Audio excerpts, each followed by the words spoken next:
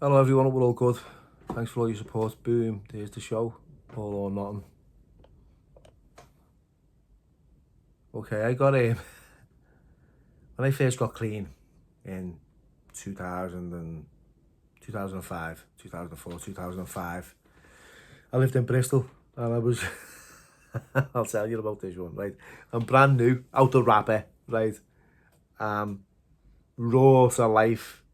All you know is that old way, that street mentality, snarling at everyone's a victim, through the eyebrows at anyone because I felt so insecure. I was like a ball of barbed wire. I was unapproachable. No one would give me the phone number when I first went to these meetings. They're like, oh, swear him, lad. Give him your number, he'll just pound you. So whenever I got a phone number, so I started to resent what his resentment was. I'm in this rehab and in Bristol and he said, let's go to meetings, and I went to this meeting. I'll tell you something now, right? You go to your first Narcotics Anonymous meeting. Now, for me, it was bizarre. I was baffled. I walked in with that street mentality. He had an Al Lacoste trackie on. Like, not even like a suit. It was like the blue bottoms and a green top with a few Rocky Pop bands in it. And the Al Rocky just does you burn everything. So, I'd go in and tear up with a pair of birds, pumps on this Al Lacoste trackie, sitting there like that, arms folded, looking round, just comparing myself to everyone else and looking around and going, nah, these aren't addicts, look at him, look at her, they're students. He turns up in an Audi there, they use him as a tea party compared to mine. How can they call themselves addicts? What's he talking about there? Because some kid was sharing about purple arts, so he was talking about the 60s. I couldn't identify with that. But I turned up and I stayed, and, there was a guy there that I knew that I'd used with and said, look, keep coming back, you're worth it. And I thought, worth what, lad? No one's ever told me to come back to anywhere. I got kicked out of every place I'd ever went to. Even going to jail, it's Shanghai me to one jail to another, so getting told to come back was something different. He even put his hand in his pocket, pulls out a wallet. I was like, whoa, this kid's got a wallet. Last time I seen him, he was bumming a rollie off me on the landings in Walton. And now he's got a wallet. He's got a bit of weight on him, a little bit of life in his eyes. Pulled out a tenner. Like, wow, he's got money in that wallet there, hasn't it? Because we never had anything. We never kept hold of anything. A tenner was like, gone. It was old before you'd even spent it. Anyway, they bought me this book. It's called The Basic Text. Oh, what's that? He said, this is a book written by addicts for addicts. You need to read it. So it's an NA Basic Text. And he wrote in it, keep coming back, you're worth it. Oh, it's okay. So I took this back to the treatment centre and I was a little bit confused. And I remember saying to, one of the drug counsellors in there, he said, this kid who I know, being on the landings with him, a scouser, he's put a bit of weight on, he's pulled out a wallet, he's talking in a different language, he bought me this book, he gave me a hug, I felt a little bit uncomfortable, I thought he fancied me, He said, no, look, the reason he's bought you that book, and the reason he's saying what he's saying is because he wants your recovery, he wants you to get well. I said, all right, yeah. So it made me think, and I sat down in my room that night and had a little look at this book, and there was a chapter saying who's an addict, and I read it. It said, who's an addict? I can remember it. Who is an addict? Most of us don't have to think twice about this question. We know our whole life and thinking was centered in drugs in one form or another. They're getting and using and finding ways and means to get more. We live to use and use to live. Very simply, an addict is a man or a woman whose life is controlled by drugs.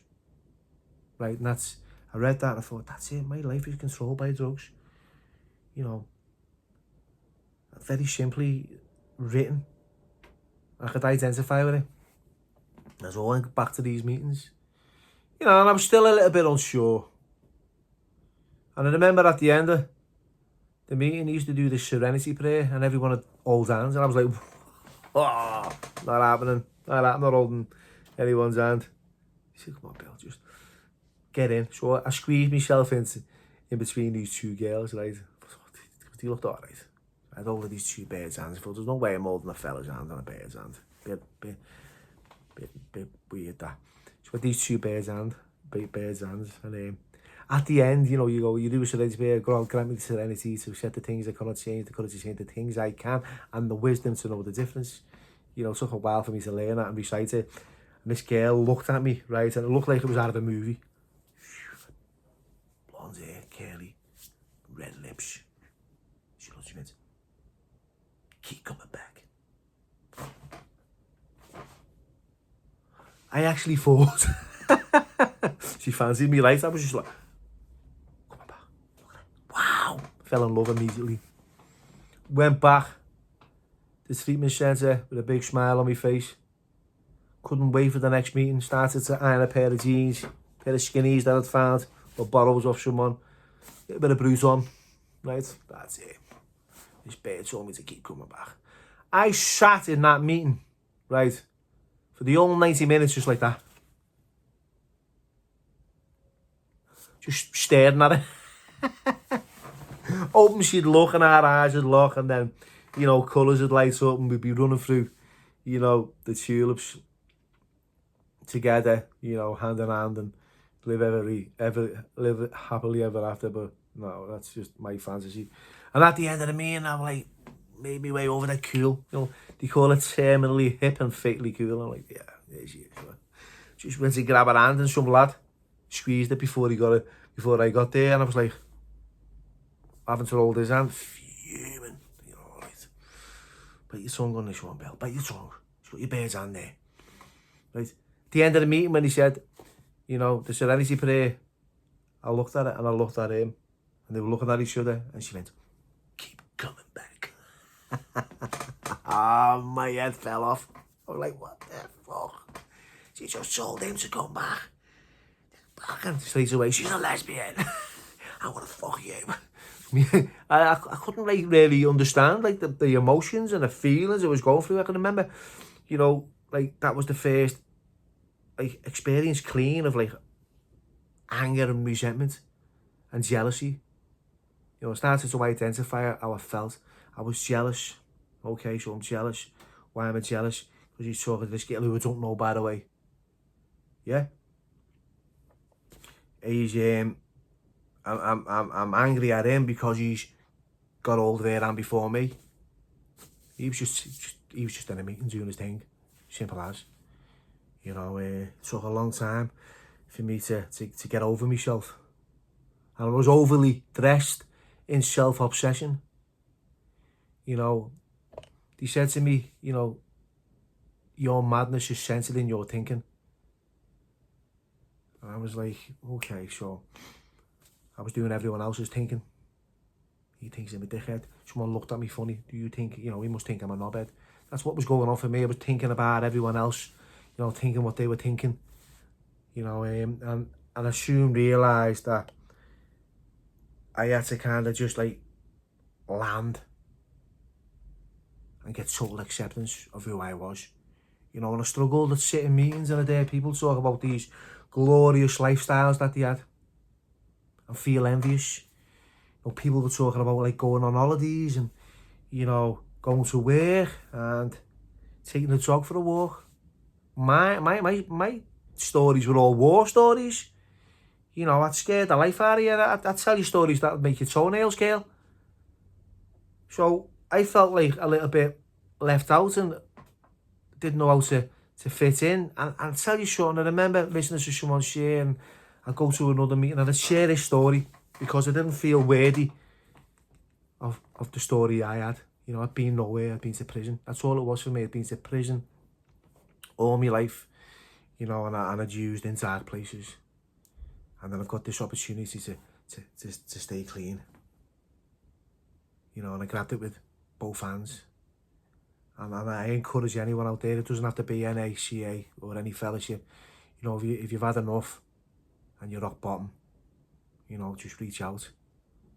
You know, there is a way out. There's light at the end of the tunnel, because for me, it took a long time, you know. I remember like leaving Bristol to go to Thailand. And I went there to Thailand for 6 months initially with my mate Ben. Now, Ben was 5 years clean. He was like, wow. No, he was like a god in recovery. You know, to me, you know, to get 5 years clean was like, hell, this kid, you know, how's he done that? You know, I had about, what, a couple of months, and he's inviting me to Thailand. Scouser, let's go. 6 months, backpacking. You know, in the first 6 months, the first 3 to 4 months out there, you know, it was great. You know, then we fell out. Both had different reasons for being there. We went our different ways. 6 months later, I came back to the UK. I was absolutely depressed. I was devastated. You know, and I landed back in Bristol, and my life had changed. And I moved to Bournemouth. And that's where, you know, things took a turn for the worse. Because I'm in recovery. I'm practicing a program of, you know, spiritual principles, honesty, open-mindedness and willingness. And then I moved to Bournemouth. And I'll tell you about that story next. Thank you. So, Bournemouth is coming up.